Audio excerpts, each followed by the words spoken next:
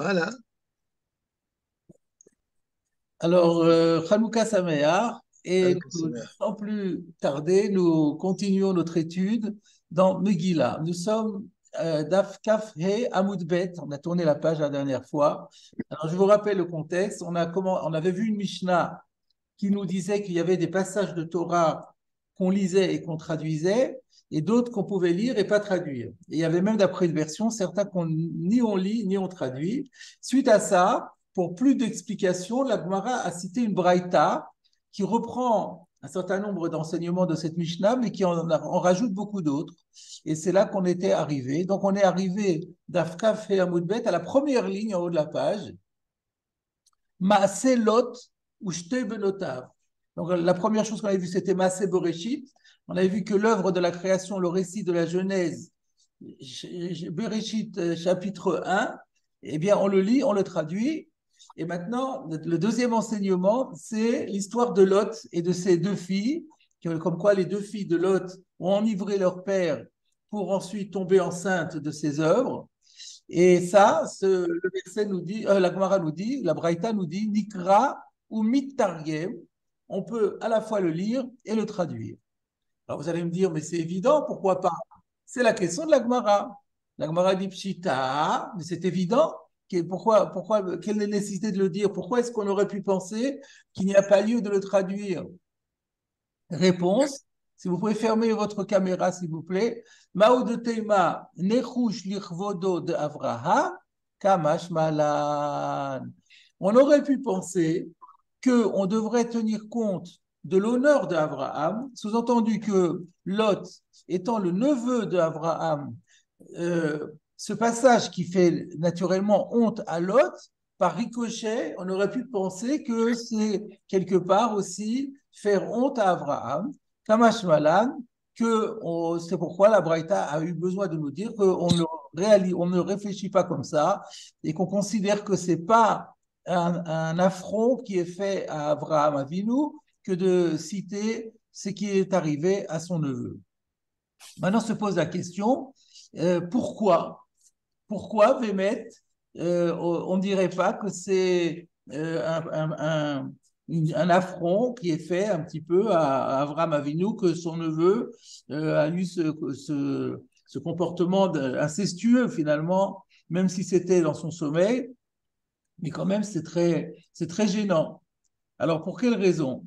Alors moi j'aurais dit parce que le lien de parenté est relativement faible, c'est ce qu'on appelle Rishon Besheni, un oncle avec un neveu, c'est pas si proche que ça pour qu'on puisse dire que la honte de l'un rejaillit sur l'autre. Voilà ce que moi j'aurais proposé de dire. Mais le Meiri dit autre chose.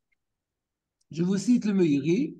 Mishum de en kurva, la pechutim imanichbadim klal, ou mimeila en gnai klal Abraham.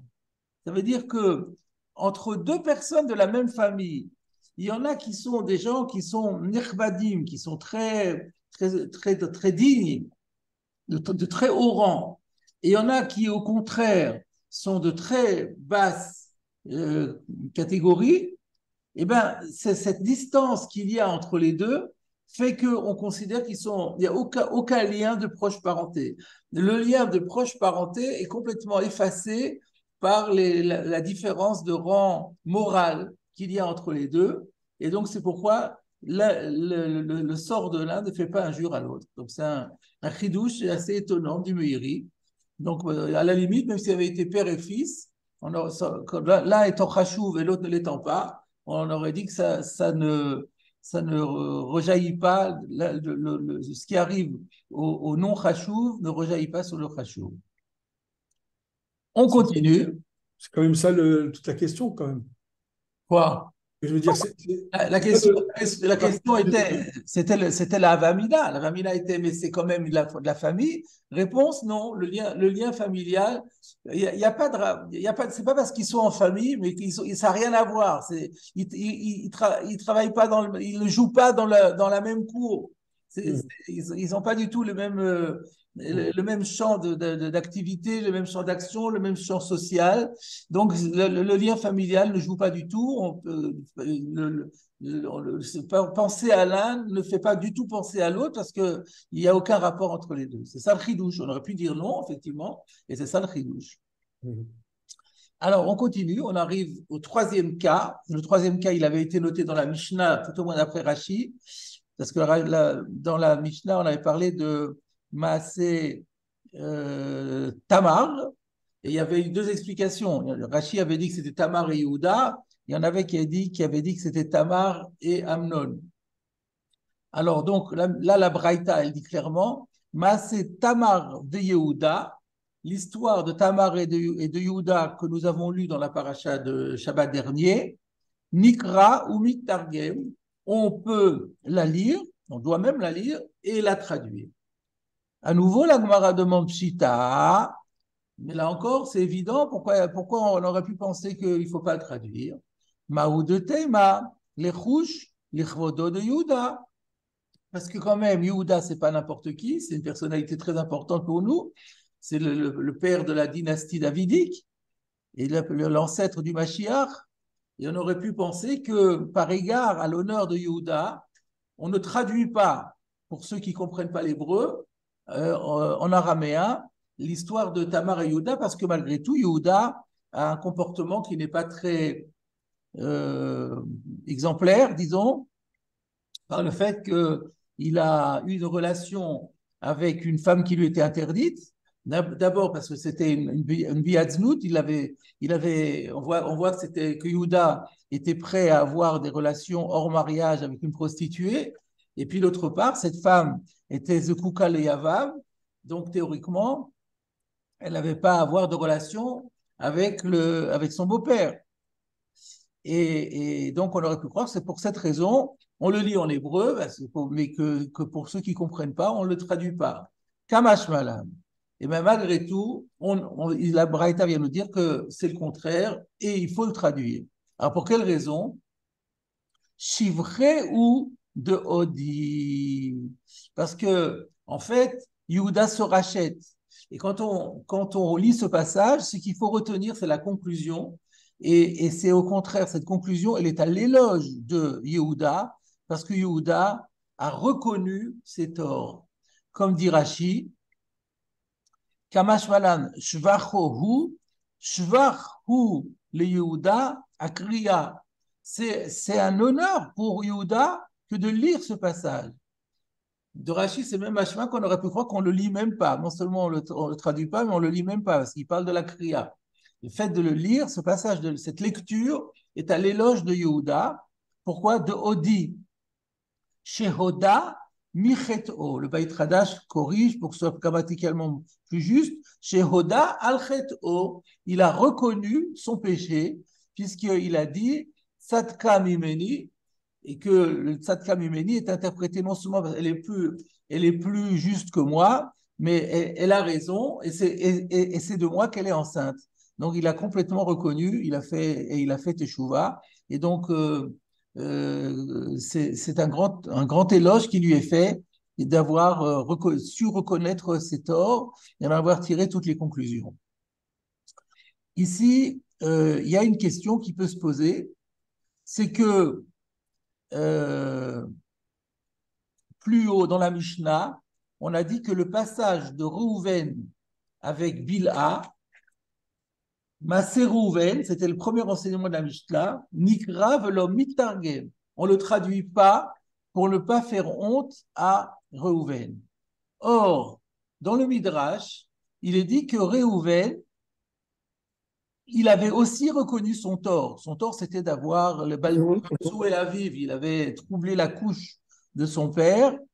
Et donc, après, d'après le Midrash, c'est pas écrit dans la Torah, mais d'après le Midrash, il a reconnu ses torts. Donc, s'il a reconnu ses torts, alors on aurait dû le lire, le passage de Rouven également.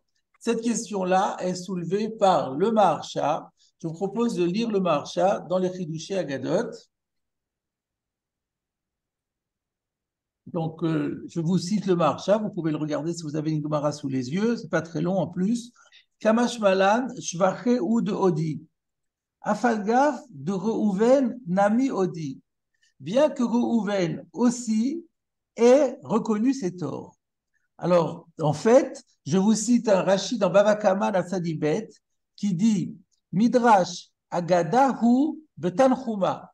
C'est un Midrash qui est rapporté dans le Midrash Tanchuma qui dit la chose suivante Mikivan Shehoda Yehuda Ve'amar Tzadka Mimeni, à l'instant où Yehuda a reconnu son tort en disant Tzadka Mimeni, en parlant de Tamar, Amad Reuven, Ve'amar, Ani Bilbalti Yetsu Avi. À l'instant même, Reuven s'est dressé et il a dit, eh ben moi, ce que j'ai fait, c'est moi qui ai troublé la couche de mon père. Et donc, on voit que Reuven Oda. Donc, se basant sur ce midrash rapporté par Rashi, à laquelle la Gemara de Vakama fait allusion, le Marsha demande, alors, bien que Reuven ait aussi reconnu ses torts, Lo amrinan be shvachehu, et pourtant on ne dit pas que c'est lui faire éloge que de le dire, et au contraire on ne traduit pas ce passage. Alors quelle est la différence, voilà la question, entre l'aveu de Yehuda et l'aveu de Reuven? Réponse du Marsha, Enodome, on ne peut pas les comparer. Dodaat Yehuda, mais Atzmoaya. Parce que l'aveu de Yehuda, il était spontané, il est venu de lui-même. Personne ne lui a donné l'idée d'avouer. C'est lui-même, de son propre chef, compte tenu de la situation, et pour ne pas qu'on commette une erreur judiciaire en tuant Tamar, qui a reconnu publiquement sa faute. Aval odaat Reuven lo hava me'atzmo. Alors que l'aveu de Reuven n'a pas été spontané, que d'Amrina me paierait Kachovel, comme on le dit, me fourrage, dans la Gemara de Baba Kama, dans le Perek Achovel, d'Afsadibet Amoudaleuf, où on dit que les os de Yehuda n'étaient pas en repos, et Moshe a intervenu en sa faveur en disant à Kadosh Baruchou, Mi garam le Reuven sheyodé Yehuda, qu'est-ce qui a entraîné, qui a incité que Reuven finalement en vienne à avouer sa faute? C'est Yehuda. Et donc, puisqu'il a fait cette grande mitzvah, tu peux lui pardonner. Et c'est ce qui s'est passé. Aïncha. Donc, réponse, donc étant donné que Reuven, sa tchouva n'a été produite que par l'exemple de quelqu'un d'autre, c'est moins glorieux que Yehuda qui l'a fait de lui-même. Voilà la première réponse du Maharsha, qui est quand même un peu discutable, parce que malgré tout, personne n'a poussé Reuven à avouer. Il s'est inspiré d'un exemple. Il a dit, ah, c'est beau ce qu'il a fait, moi je vais faire pareil. Mais personne ne lui a dit de le faire, donc quelque part, c'est quand même Me'atzmo. C'est peut-être pour cela que le Maharsha propose encore une deuxième explication. Ve'od yeshlomar, de'oda'at Yehuda, mefourash bakra. Le fait que Yehuda ait reconnu ses torts, c'est écrit en toutes lettres dans la Torah.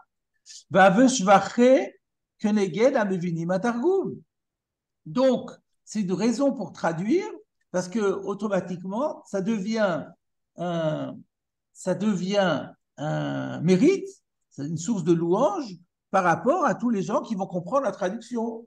Donc, comme il mérite d'être honoré, et qu'en traduisant, il va être honoré par tous ceux qui comprennent l'araméen, ça justifie qu'on traduise ce passage. Avalodat Reuven, et non me fourrache. Par contre, l'histoire de Reuven, elle est écrite, donc le mal que Reuven a fait, ça c'est écrit, mais le fait que Reuven a reconnu, c'est pas écrit dans le texte. Et quand on aura beau traduire le texte, il n'y aura pas la louange. Donc ceux qui vont entendre la traduction et qui ne connaissent pas, par définition, ils ne savent pas l'hébreu, donc ils connaissent que l'araméen, donc il y a toutes les chances qu'ils ne vont pas connaître le midrash non plus. Donc ils ne sauront pas que Reuven avait finalement reconnu. Donc si on traduit, ceux qui ne sont pas très calés, ils vont apprendre que Rouven avait fauté, mais ils n'apprendront pas que Rouven s'est racheté. Donc on ne peut pas justifier de traduire ce passage, et c'est pour ça qu'on ne le traduit pas. La deuxième réponse, elle est catégorique. La première est sympathique aussi, mais on peut les cumuler toutes les deux, et du coup, on a réponse à notre question. Voilà, donc là, cette fois-ci, la Gemara est relativement simple parce que ce sont des petits modules se suivent les uns les autres. Donc, on va arriver maintenant, on a parlé de Bereshit, on a parlé de Lot, on a parlé de Yehuda et Tamar, et maintenant, on arrive à Maaseh Egel Arishon. Alors, Maaseh Egel Arishon, on avait vu déjà les semaines précédentes que ça veut dire la première partie de la relation de l'épisode du veau d'or. Tant que Moshe ne s'adresse pas directement à Aaron, et on récite, le récit est fait simplement sur tout ce qui s'est passé jusqu'à la venue de Moshe Rabbeinu, qui a cassé les tables, et puis ensuite qui a brûlé le veau d'or, et qui a pris il a brûlé, et qui a pris les cendres et les a mis dans de l'eau.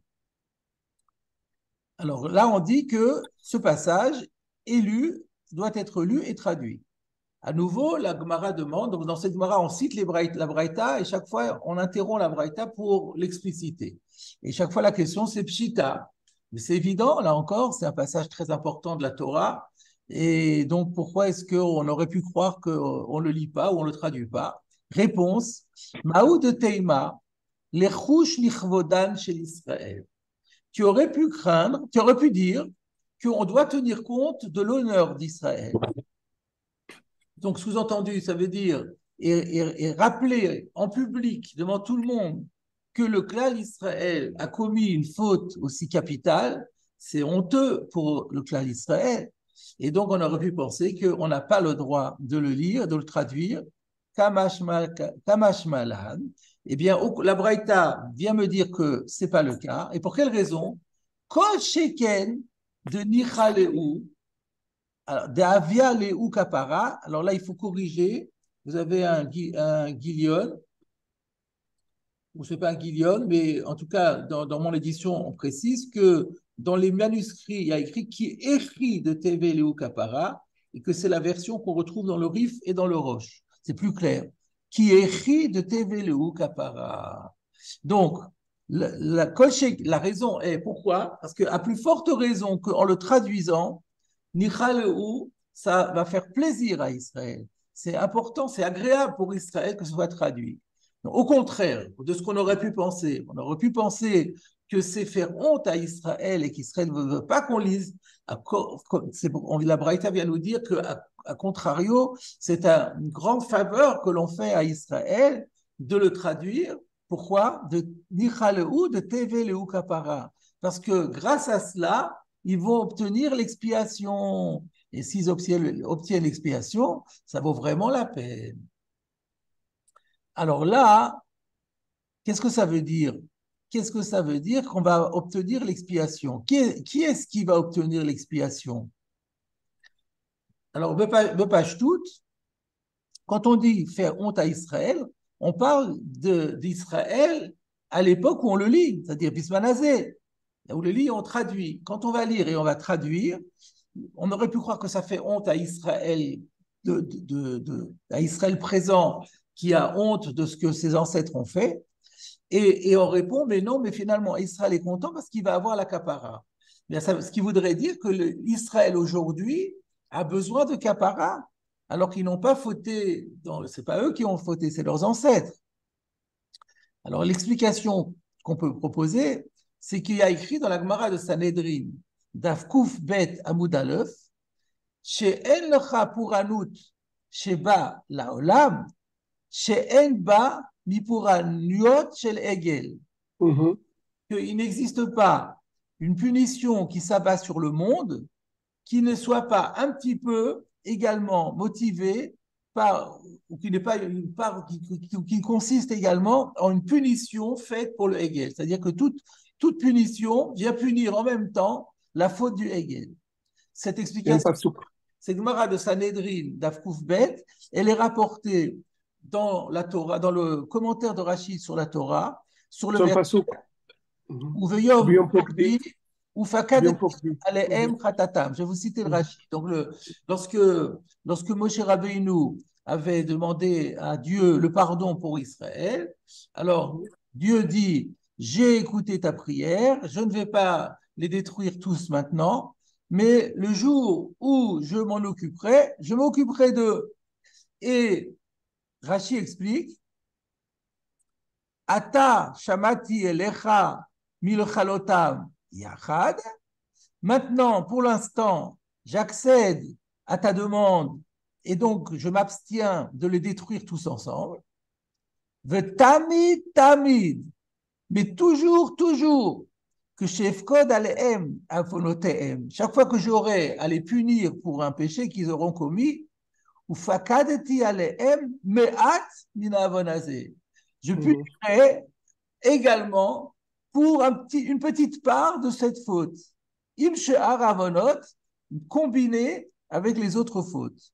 Ve'en pour anout ba'a à l'Israël, vous remarquerez que Rashi a changé le mot de la Gemara. La Gemara disait en pour anout ba'a la olam, et Rashi a dit en pour anout ba'a à l'Israël, she'en ba ketzat mi piraon avona egel. Et qu'il n'existe aucune punition qui s'abatte sur Israël qui ne comporte pas un peu de punition pour la faute du Hegel. Donc on voit de là qu'il y a une solidarité entre les générations et que Dieu a dit que les descendants sont solidaires de leurs ascendants, de leurs aïeux, et qu'ils devront payer, ils ont une dette, ils devront payer pour la faute des aïeux, et que par conséquent, on a besoin de capara. Donc après, une fois qu'on a compris ça, on comprend très bien ce que dit la Gemara, c'est que le clan d'Israël d'aujourd'hui est heureux qu'on lise ce verset, parce que quand on va lire ce verset, ils vont avoir la honte, et cette honte va leur servir de capara, elle va servir d'expiation, et donc elle va atténuer une part de punition qui est résiduelle, et ça en fera encore moins par rapport aux prochaines punitions qui viendront pour punir pour la faute du Hegel. Peut-être même, ça sera épuisé complètement, et à un moment donné, donc il y aura une capara et le Yom Pokdi sera épuisé. Voilà ce que l'on peut dire comme explication sur l'Agmara. Mais pourquoi on ne dirait pas comme les explications précédentes? Oui, On parle de Israël à l'époque, alors, comme après, Réhouven et... pourquoi est-ce qu'on ne pourrait pas dire que ça parle Alors, on va en parler. On va voir, on va regarder ce qu'il y a écrit dans les commentateurs. Alors, effectivement, on pourrait dire que ça va sur les. On verra qu'il y en a qui comprennent que ça va sur l'Israël de l'époque, puisque en lisant aujourd'hui, ça leur fait honte à eux. Et donc, comme ils auront eux honte, ben, ils auront la capara. Donc, ça pourrait être compris comme ça aussi, en imaginant qu'il y a une sorte d'action sur qu'ils sont encore, ils ressentent la honte même lorsqu'ils sont plus là, quoi. C'était la raison pour laquelle j'avais donné mon pshat, c'est que le Kvodan chez l'Israël, mais si on dit que ça apporte la capara, c'est parce qu'ils ont subi quelque chose, ils ont subi un préjudice, mais eux, quand ils sont plus là, et donc ils n'ont pas de préjudice a priori. C'est pour ça que j'avais pensé qu'il vaut mieux dire que c'est le clan d'Israël qui est présent et qui entend. Mais peut-être qu'on va voir que certains expliquent quand même autrement. Avant d'avoir cela, donc jusqu'à présent, j'ai expliqué que la capara, elle vient par la honte. C'est le pshat. Le pshat, c'est que donc la capara, c'est le bisayon. Mais je voudrais vous citer le commentaire du Ben Yoyada, c'est-à-dire le Ben Ishraï, dans son commentaire sur les Agadot Hachas. Lui, il pose la question étonnante. Il dit, mais puisque on ne mentionne pas les noms ici des personnes qui ont fauté, il n'y a pas de bisayon. Donc lui, il dit, ça ne peut pas être la notion de bisayon parce on ne nomme pas les personnes à qui on fait bisayon. Alors ça j'ai pas tellement compris parce qu'a priori, c'est tout le clan d'Israël qui est de l'époque qui est responsable. Donc, c'est une honte collective, c'est pas une honte nominale. Alors, c'est vrai qu'il y en avait qui étaient plus fautifs que d'autres. il y avait le Erev Rav, ceux qui avaient vraiment fauté, mais ceux-là, ils avaient été tués tout de suite. Alors, est-ce qu'il en restait encore? Ça, c'est pas très clair pour moi. Mais en tout cas, donc, le Ben Yehoyada, il pose cette question. Lui, il a l'air de dire que dans la mesure où on ne dit pas c'est un tel et un tel, on est noyé dans la masse. Si on est noyé dans la masse, la honte, elle est diluée quelque part. Et on ne peut pas parler de vrai bisaïon. Alors, du coup, il propose un autre chat. Alors, c'est quoi? Alors, du coup, c'est quoi la kapara? Et donc, je vous cite ce qu'il dit. Nireli, akapara lav mishum bizayon. Moi, à mon avis, l'expiation obtenue par la lecture et la traduction de ce passage, c'est pas parce que ça va entraîner une honte. Elle a mishum de hamon ha'am, que chez Shom'in, chez Achar, chez Asu, Rakazé, donc la foule des gens qui écoutent la lecture de la Torah, le peuple qui entend la lecture de la Torah, et on va le traduire, donc ils vont comprendre de quoi il s'agit. Ils vont entendre qu'après que ce peuple, à l'époque, ait commis une faute aussi grave, qui belam Hashem yidbarach bitshuva, et bien malgré tout, Akadosh Baruch Hu leur a partiellement pardonné grâce à la teshuva qu'ils ont faite. Ça va les inciter aussi, eux, chacun d'entre eux, à faire teshuva sur les points, sur les actes dont ils doivent, regretter, les actes répréhensibles qu'ils ont pu commettre dans le passé.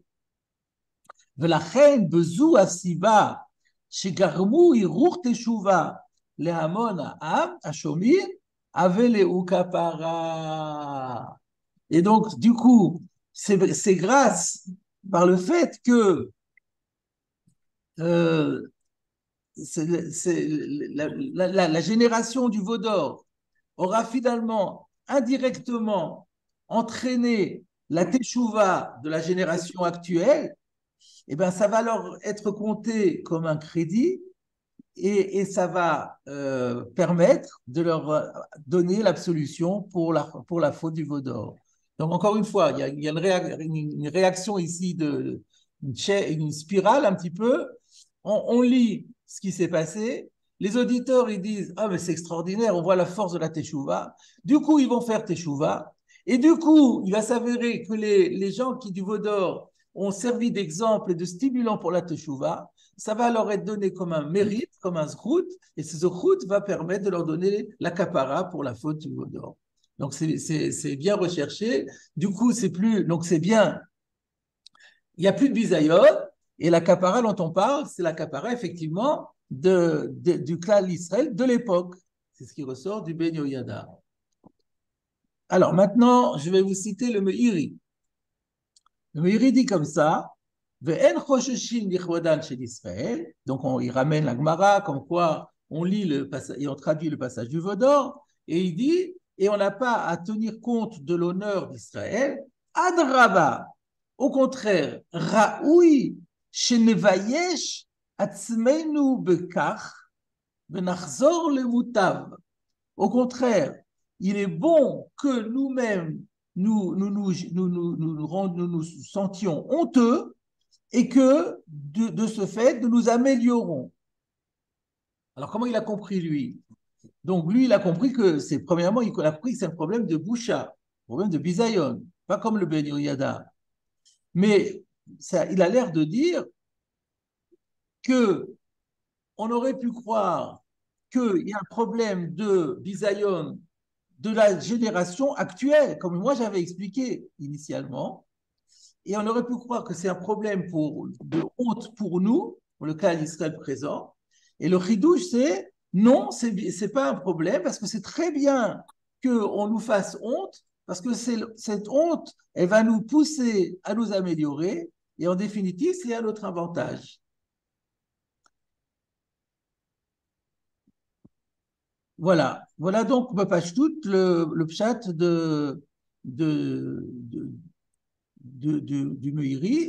Meiri, c'est ça. Et donc, c'est notre génération qui va avoir la capara. Alors, capara pourquoi? Soit capara pour des nouvelles fautes qu'on a faites sur lesquelles on est revenu, ou alors que la capara aussi par rapport à la partie de Beyom Pokdi, comme j'avais expliqué, que la capara va venir pour atténuer le Yom Pokdi. Donc, il est possible de faire rentrer dans le Meiri le pshat que j'avais donné. Toutefois, il y a aussi encore une possibilité d'expliquer le Meiri un petit peu autrement. Quand il dit c'est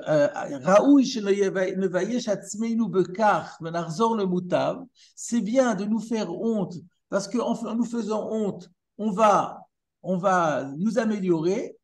Et peut-être qu'il veut dire par là ce que disait le Ben Yoyada, la deuxième partie du raisonnement du Ben Yoyada, à savoir que donc il s'avérera que la lecture de ce passage aura permis et aura généré une pensée de Teshuvah de la génération actuelle, et du coup il y aura une capara pour la génération du Vaudor.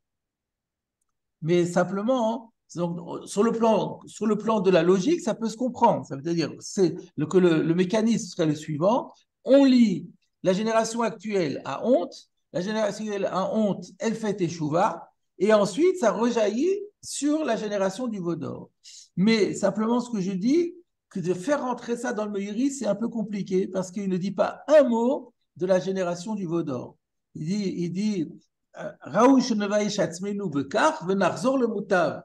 Machma que c'est de nous qu'on parle, et on ne parle pas du tout de la génération du Vaudor. Voilà donc différentes explications qui permettent d'expliquer pourquoi, de quel capara il s'agit, comment s'opère la capara et sur qui elle agit. Je n'ai pas encore terminé sur ce sujet-là. Je voudrais maintenant vous citer le Yahavetz. Le Yahavetz, visiblement, lui, il a compris que la capara, elle vise non pas notre génération, mais la génération du Vaudor, comme l'avait compris le Ben Yoyada. Parce que voilà ce que dit le Yahavetz. Mikal Mouchach, Shayach la vie capara à la métim. De là, on voit qu'on peut encore apporter de l'expiation à des personnes qui sont mortes depuis longtemps. Sous-entendu, on aurait pu croire que lorsque quelqu'un vient à mourir, on sait qu'il est jugé pendant 12 mois par Akadosh Baruch Hu, mais on pourrait imaginer qu'une fois que le jugement a été donné, eh ben, les choses sont terminées et sont figées, sont fixées pour l'éternité. Et bien là, on voit que ce n'est pas le cas, puisque, alors c'est quoi sa preuve? Shiariktiv qui écrit de TV Lehu Kapara, puisque on a dit que ça va leur servir de Kapara. Et lui, il n'a pas compris comme le Meiri que le Hu, c'est les Israël d'aujourd'hui. Lui, il a compris que c'est les Israël de la génération du Vaudor. Donc, on voit que la génération du Vaudor, qui est morte il y a tellement longtemps, qui a été jugée par Dieu lorsqu'ils sont morts depuis très longtemps, et bien maintenant, on peut encore modifier leur statut et leur apporter la capara. Et donc, c'est un grand chidouche, comme quoi on peut encore évoluer et se racheter alors qu'on est déjà outre-tombe.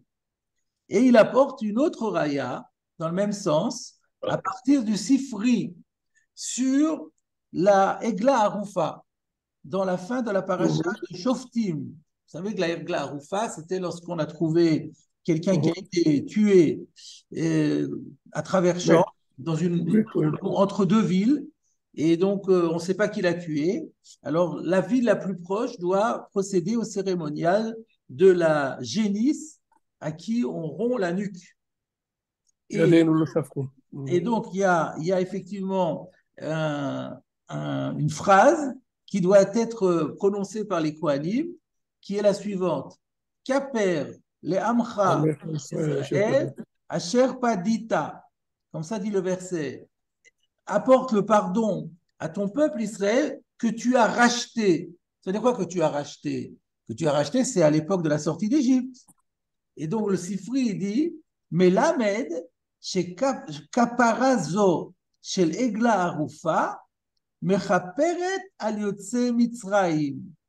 De là, nous apprenons que la procédure de la génisse à la nuque brisée apporte de l'expiation, du pardon par rapport à la génération de ceux qui sont sortis d'Égypte. Kaperle amcha elu achayim. Quand on dit pardonne à ton peuple, ça désigne ton peuple qui est encore vivant. Asher padita elu ametim. Et quand on rajoute que tu as racheté, là, ça désigne les morts. Melamed sheametim tzrichim kapara. Cela nous enseigne que les morts ont besoin de kapara. Sous-entendu, ils ont besoin, mais ils peuvent en bénéficier. Ce même enseignement qui est rapporté ici par le Sifri sur la Egla Arufa est rapporté dans la Gemara, dans Keritut, Kavav, Amoud Aleph. Et puisqu'on on parle de ça, je voulais être complet et vous dire que cette même dracha de ce Sifri, elle est rapportée par le Bet Yosef au Siman Resh Pei Dalet. Siman Resh Pei Dalet, c'est dans Rachaim, lorsqu'on cite, on parle de la lecture de la Torah, de l'Haftara et de ce qu'on a l'habitude de faire pendant la lecture de la Torah ou après. Et il parle qu'on a l'habitude de mentionner les neshamot, des personnes qui sont mortes, et même de faire des dons à leur mémoire. Et donc le Bet Yosef écrit, Al Smarze, c'est sur la base de ce midrash, Katav Arav Rabbi Shneur, qu'il y a un certain Rav de l'époque, je ne sais pas qui c'est, qui s'appelle déjà Rabbi Shneur, le Chiach, il a voulu se baser sur ce midrash pour prouver Shametim Tzrichim Kapara. C'est écrit en toutes lettres, Melamed Shametim Tzrichim Kapara, qu'il faut savoir que les gens qui sont plus de ce monde, ils ont besoin qu'on leur en donne à Kapara pour des fautes passées. Veut aussi de Alze Samchou Haolam. Et le Rav Shneur a encore rajouté que c'est sur cela que le monde a l'habitude de s'appuyer, de quoi faire, de la Skir Neshamot, de mentionner les noms des personnes décédées, Ve'ifsok Tzedaka Ve'ad Ametim Sheyo'il Lahem. Et de là, on voit qu'aussi, c'est la source de l'usage de faire des dons de Tzedaka au nom ou en faveur de personnes déjà décédées, et que ça peut apparemment avoir un effet pour eux. Et il ramène donc comme nouvel appui que le Azé Samchou Haolam, Behad Amrinan, et apparemment donc le monde se base aussi sur la Gemara qui est dans Perekama de Kiddushin, que lorsque quelqu'un perd un parent, Omer Are Ani Kaparat Mishkavo Tor Yav Chodesh. On dit que pendant les 12 premiers mois, on doit dire je veux être moi, servir d'expiation à sa couche.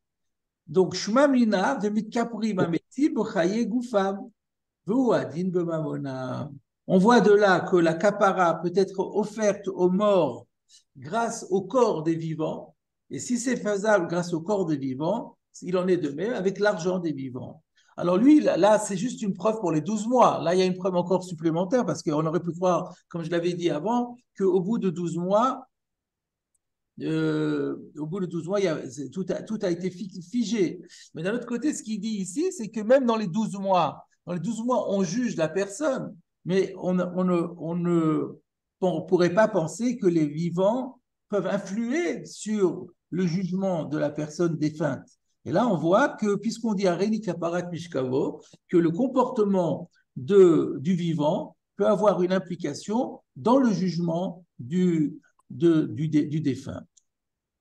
Donc voilà, donc c'est tout un concept, c'est tout un inyan. C'était pas évident. Nous, on a l'habitude, on vit avec ça, mais c'était pas évident. Et la Gemara que nous avons étudiée, quelque part, sert de référence au fait qu'on peut apporter de la kapara pour les personnes qui nous ont quittés depuis même parfois des siècles et des siècles. Dans Yoredea,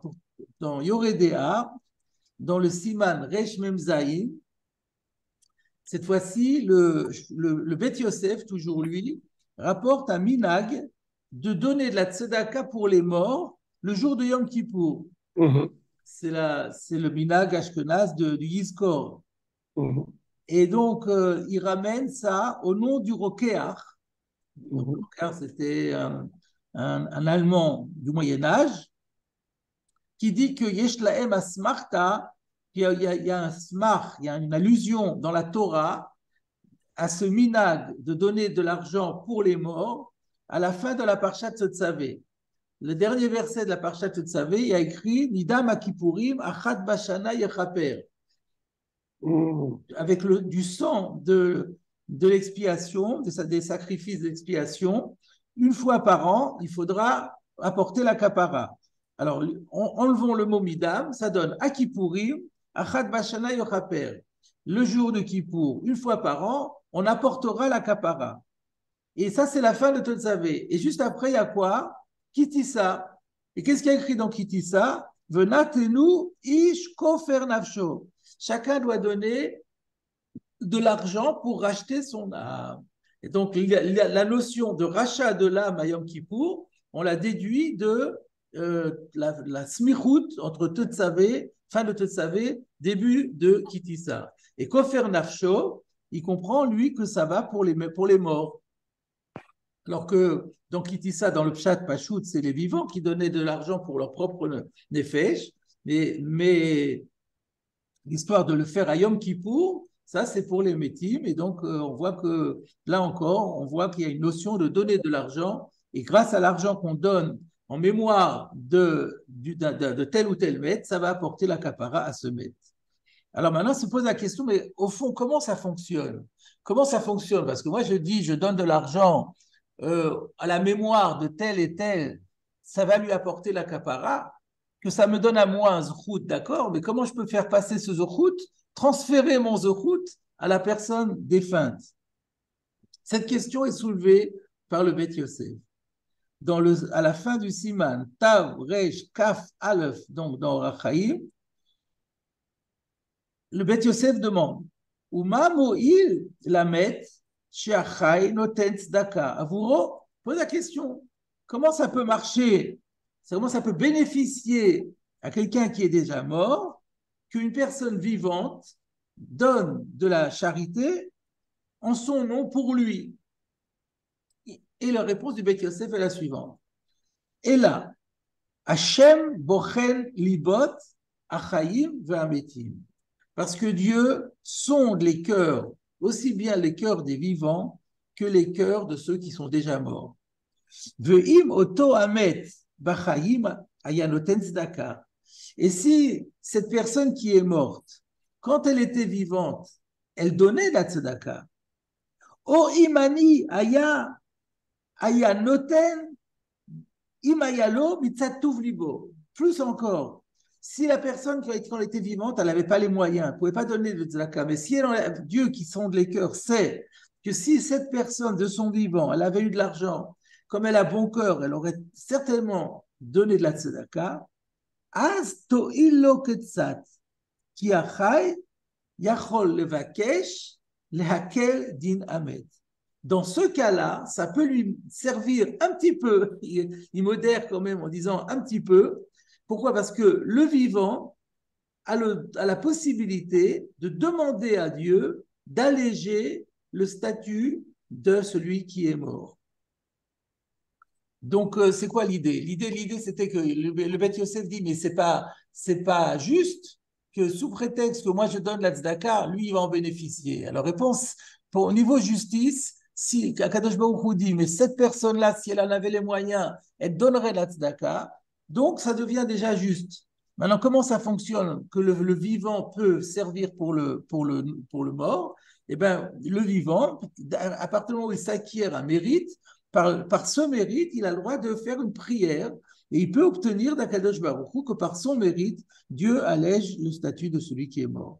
Donc, nous, on est tellement habitués à ça.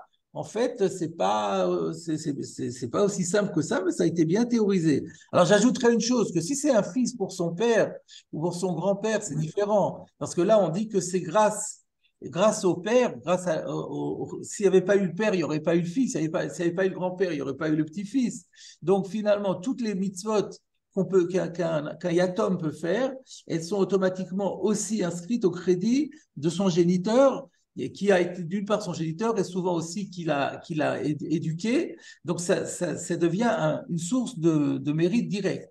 Donc là, la question, elle est encore plus facile à résoudre. C'est ce qu'on fait d'habitude. C'est pour ça qu'on dit que quand une personne, et par Minan vient de perdre un de ses proches parents, eh ben, il doit faire un maximum de mitzvot parce que toutes ces mitzvot-là, elles vont être mises aussi au crédit de celui qui est parti, puisque c'est grâce à celui qui est parti que le vivant a amélioré son comportement et a accompli tant et tant de mitzvot. Mais là, d'après ce qu'on a vu, ça élargit beaucoup. Même si on donne d'aka de quelqu'un qui n'est absolument pas de sa famille, ça peut aussi fonctionner parce que c'est une fille-là qu'on demande, on dit à Kadosh Baruch Hu de modifier le statut de celui qui est parti. Et on fait lui-même, il aurait été, Dieu sait s'il avait été vivant, s'il aurait fait preuve de générosité. Et du coup, ça lui sera imputé. En tout cas, ça, on tiendra compte de la demande et on modifiera le statut de celui qui est mort. Une sorte de Zachid Ladam Shelo Befanav. Quelque part, on pourrait dire ça comme ça, ouais. Un peu. Mhm. Voilà. Oui. Quoi d'autre? Le, le profil, là, je ne vous vois pas. Vous avez développé le tzad Ilou. Je ne vous vois pas, c'est pas grave. C'est un lien de. Là, tout ce que vous avez développé là pour le moment, c'est que Ilou, c'est un lien de Hakaratatov, de celui qui nous a mis au monde. Donc, ça veut dire, Non, j'ai pas du tout. n'oublie pas d'où tu viens. Donc, c'est-à-dire, le zéchout de ce que tu es là aujourd'hui, c'est le zéchout de celui qui est passé avant toi. Non, mais ça, c'est moi qui ai rajouté, mais c'est pas du tout Oui, ce ici. oui, Alors, oui, mais le profil ah qui est oui, dans le attendez, visage. je termine. J'ai une Oui, phrase que j'ai oublié de dire dans le Beth oui, Yosef, d'Abrech Kafalev, je termine. Et oui, j'ajoute cette phrase, il dit, Notnim lichvod ametim. On oui, a l'habitude de donner de l'argent pour honorer les morts. Pourquoi? oui, Shatzadikim, melitzim, ba'avot Yosher. Oui, se'etzaehem. Alors, voilà. c'est encore autre chose, ça. C'est que les tzadikim, ils ont l'habitude d'intercéder Mélit Yosher. pour Oui, leurs descendants. Et oui, donc, quelque part, notnim lichvod ametim. Alors, peut-être ça veut dire là, c'est déjà une sorte de akaratatov. Vous avez dit le mot akaratatov, là, on pourrait le rentrer. voilà. Pourquoi est-ce que les descendants donnent de l'argent pour les morts? Parce que les morts, si ce sont des tzadikim, c'est-à-dire parce qu'ils ne sont pas des tzadikim, ils n'ont pas beaucoup de crédit auprès d'Akadosh Baruch Hu. Mais si ce sont les tzadikim, donc Akadosh Baruch Hu, tzadik gozer Akadosh Baruch Hu mekayem, donc Mhm. eux, ils interviennent pour leurs descendants. Donc c'est bien la moindre des choses que leurs descendants leur manifestent leur reconnaissance en faisant une mitzvah en leur nom, en leur honneur. Voilà, voilà, j'ai terminé. Maintenant, vous pouvez rajouter ce que vous voulez. Non, la Nekuda, il y a une autre façon de voir les choses. Là, ce que les descendants font pour les métimes, c'est un lien de la karatatov de ce que eux ils ont fait quand ils étaient là. Mais il y Mhm. a aussi un autre profil, c'est-à-dire une autre vision des choses. Dans le Kaddish, dans tout ce que vous avez dit maintenant, c'est que parce que c'est bien par rapport à les machal que quelqu'un, son père était un rave ou un tzaddik, peu importe. Donc, lui, il est reconnaissant de ce qu'il a fait pour lui. Maintenant, il y a un autre side aussi, que si les parents ou les grands-parents n'étaient pas à Raoui, n'étaient pas à la hauteur, et que le descendant, il fait pour être métaken ce qu'eux, ils n'ont pas fait. C'est un lien, tout à l'heure, vous avez dit, dans le style de Bera, Mezak et Abba.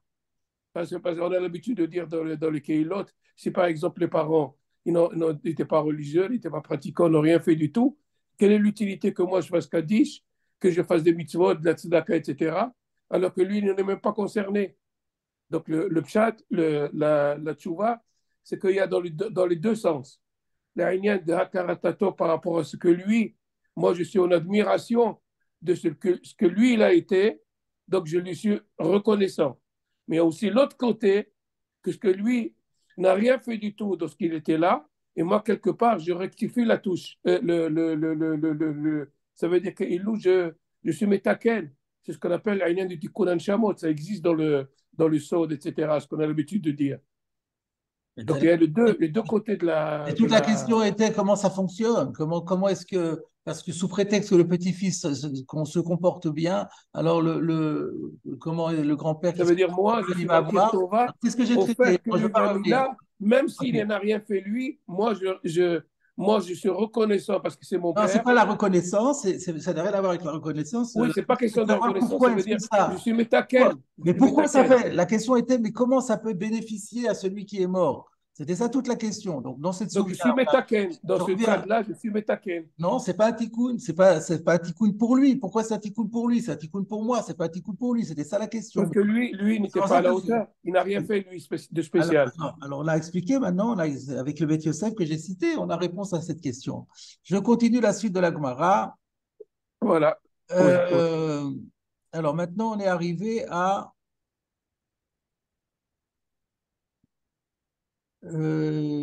Klalot ou Brachot.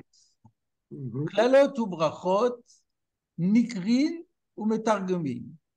Donc, dans la Torah, il y a des Klalot et des Brachot. Dans la paracha euh, de dans Bechukotai, d'une part, et dans Kitavo, d'autre part. Alors, on peut s'étonner qu'on a mis Klalot et Brachot parce que dans la Torah, c'est d'abord les Brachot et après les Klalot. Donc, ça, on en parlera peut-être après.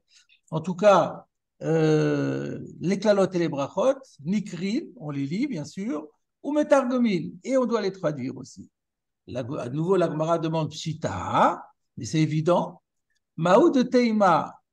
Alors là, il va y avoir deux versions. D'abord, je vais lire la version que nous avons sous les yeux. Maou de Teima. J'aurais pu croire Nechouch Dilma Paiga d'Atayu de Tzibura. J'aurais pu croire que Paiga d'Atayu, Rachid dira Yachlosh Datan. Ils vont être désespérés. Le Tzibour, en entendant ça, en entendant les clalotes catastrophiques qui pourraient s'abattre, Dieu préserve, sur Israël, ça, ils pourraient être démoralisés complètement.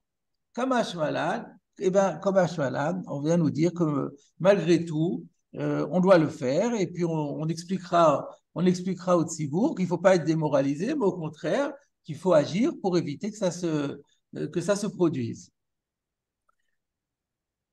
Alors, si on regarde dans Rashi, il y a écrit Me ahava shel brachot umeira shel klalot ve'en liban la shamayim. On se rend compte que Rashi avait une autre girsa et que la girsa que Rashi avait, c'était on lit les klalotes et on lit les brachot. On aurait pu croire qu'on ne les lit pas. Pourquoi? Dilma à tout le Me'evad. Ça, je m'inspire d'un passage qui va venir un peu plus tard dans la Gemara. Dilma à tout le Me'evad, Me'ahava ou Me'ira. De peur que après la personne en vienne à accomplir les mitzvot d'Akadosh Baruch Hu, soit par amour, soit par crainte. Rashi, mais Ava chez le Brachot, par amour, c'est-à-dire pas par amour de Dieu, mais par l'amour des bénédictions, c'est-à-dire pour obtenir les bénédictions, c'est-à-dire ça sera intéressé, ça sera plus désintéressé pour l'honneur d'Hachem, on les fera, mais Ava, en fait, par amour de soi, pour profiter des brachot, ou meira, et par crainte, chez le klalot, de crainte sinon, si on se comporte mal, on a peur d'avoir des malédictions. Et que du coup, il n'aurait pas le cœur désintéressé, il ne ferait pas les mitzvot comme il le faut, par amour et crainte d'Hachem. Donc, là, j'ai un commentaire, je ne sais pas si vous l'avez aussi, qu'on voit du Pérouche Rashi qu'il avait une autre girsa que nous avons. Il avait la girsa à tout le Me'ebad, Me'ava ou Me'ira. Le Marsha le dit également. Et voilà. Maintenant, donc il y a deux explications. Donc il y a deux lectures, il y a deux versions et deux explications. Donc, nous, la version qu'on a, c'est que on aurait pu croire qu'on ne lit pas les klalot et les brachot par le fait qu'on va être démoralisé. Alors là, ce qui est un petit problème, c'est que les klalot nous démoralisent, d'accord, mais pourquoi les brachot nous démoraliseraient? Donc ça, on verra dans le Maharsha. Le Maharsha va en parler. Et puis alors, et l'autre version, c'est celle qu'on vient de voir dans Rashi. On aurait pu croire qu'il va faire du coup les mitzvot de manière intéressée, Kamashwalan, qu'on n'a pas peur de ça. Ensuite, on continue encore un tout petit peu, parce que ça fait un tout, ça forme un tout. Azharot ve'onchin, nikrin ou mittargumin. Azharot, les défenses de la Torah, ve'onchin, et les sanctions qui sont données par la Torah aux infractions, ceux qui ne respectent pas les défenses, nikrin ou mitargumid, là encore, on les lit et on les traduit. Donc là, tout est lu et tout est traduit. Là encore, la Gemara demande Pshita. Alors, je reviens à notre version à nous. Maou de Teima, Nechush Dilma Atu le Mevad Meira, Kamash Malav. Alors là, c'est une version qui ressemble un peu à celle que Rashi avait plus haut, mais qui est différente parce qu'on ne mentionne pas la Ahava, on ne mentionne que la Ira. Effectivement, quand on parle des défenses et des sanctions, il n'y a pas de Ahava. Il y a surtout une Ira. Donc, c'est ce que dit la Gemara. On aurait pu croire que si tu dis aux gens, les défenses, oui, mais si tu dis les sanctions qui appellent les défenses, les gens, ils vont respecter ces défenses uniquement par crainte et non pas par respect d'Hachem. Kamash Malan, qu'on ne tient pas compte de tout ça et on le dit et on le traduit. Ça, c'était la version de la Gemara. Maintenant, la version de Rashi, regardez ce que dit Rashi, Paigedatayu, c'est-à-dire il a une inversion. Alors que nous, on a Ira à la fin, lui, il avait Ira au début, il avait rajouté Ahava. Et puis maintenant, dans la deuxième partie, quand on parle des Hazarot et des Onshin, là, il y a Paigedatayu. Alors, ça veut dire quoi? C'est quoi le problème de Paigedatayu? Pourquoi on va être démoralisé? Rachid dit donc Yachlosh Datan, ils vont être démoralisés que chez Yishme'u, chez Yehoune Nashin, lorsqu'ils vont entendre que en ne respectant pas telle ou telle mitzvah, ils vont avoir une sanction. Veyomru, ils vont se dire Tov le'enot min ha'olam hazeh bekol retzoneinu. Il vaut mieux que du coup on jouisse de ce monde-ci tout ce qu'on veut, tout ce qu'on peut. On va jouir au maximum de ce monde-ci. Oïl veut sauver nous les anesh, puisqu'on est destiné à être puni. Alors, je suppose, a priori, je ne comprends pas, parce que si c'est par exemple, on parle des Onche Beddin, alors quel intérêt de dire je vais transgresser toutes les défenses, mais au contraire, si tu transgresses les défenses, c'est toi qui crées ta punition. Donc, comment est-ce que le fait de dire le Onesh va avoir un effet contraire? Au contraire, ça va avoir un effet dissuasif. Alors, je pense que la réponse, elle est dans les mots Mina Olam Hazeh. En fait, les Onshim dont parle la Gemara ici, c'est les Onshim Shibidei Shamayim, comme Karet, Mita. Et donc, en apprenant qu'il suffit d'avoir accompli même s'il n'y a pas de Hatra, et on fait Bemezid, un Chilul Shabbat, Bemezid, une autre avéra très grave, on va se retrouver dans le Olam Haba et là, ça va être catastrophique. Alors, les gens peuvent se dire, de toute façon, on est perdu, quoi qu'il arrive, quand on arrivera dans le Olam Haba, ça va être une catastrophe. Alors, autant qu'on profite au maximum dans le Olam Hazeh. Voilà ce qu'on aurait pu croire. Kamash Malan. Donc, voilà les deux. Donc, la complexité qu'on a ici dans ces passages, c'est qu'on a deux versions différentes l'une et l'autre, et il va falloir donc on les explique les unes et les autres. Alors, déjà, je vois qu'il est 14h03, et comme on a commencé à 13h03, donc je vais m'arrêter là pour aujourd'hui, et nous ferons le commentaire, si Dieu veut, la semaine prochaine.